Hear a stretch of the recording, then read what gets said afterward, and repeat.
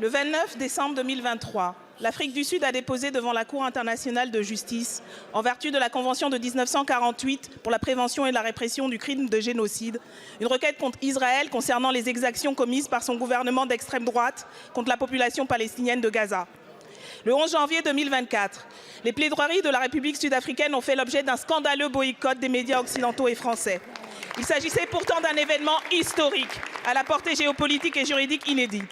L'État, dont la légitimité initiale est fondée sur la conscience du génocide commis contre les Juifs par l'Allemagne nazie et ses complices, est aujourd'hui accusé de le reproduire contre les Palestiniens et les Palestiniennes. Les gouvernements occidentaux, qui n'ont de cesse de donner des leçons de démocratie et de droits humains au reste du monde, font preuve de complaisance à son égard quand ils ne lui apportent pas, comme les États-Unis d'Amérique, un soutien militaire et financier. C'est l'Afrique du Sud, la nation arc-en-ciel qui a subi l'esclavage, la colonisation et l'apartheid, dont le peuple a conquis sa liberté au terme d'une très longue et très dure lutte de libération nationale. C'est ce pays africain qui a sauvé notre honneur à tous et toutes, en défendant à la fois la cause du peuple palestinien, celle du droit international et de l'humanité tout entière.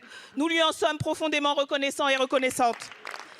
À Gaza, expliquait une de ses avocates, se déroule le premier génocide de l'histoire dont les victimes diffusent en temps réel leur propre destruction, dans l'espoir désespéré et jusqu'à présent vain de voir le monde faire quelque chose.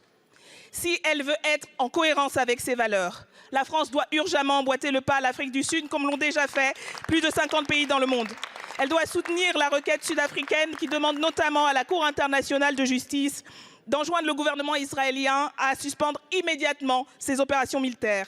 Elle doit également appliquer au niveau national et européen des sanctions qui s'imposent. Monsieur le Premier ministre, l'histoire nous regarde. Elle ne sera pas tendre avec celles et ceux qui savaient et n'ont rien fait. Plus jamais ça pour personne.